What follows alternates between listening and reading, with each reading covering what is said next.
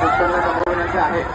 मंदिराच्या आजूबाजूला दगडफेक चालू आहे, कृपया स्वतःची काळजी घ्यायची आहे।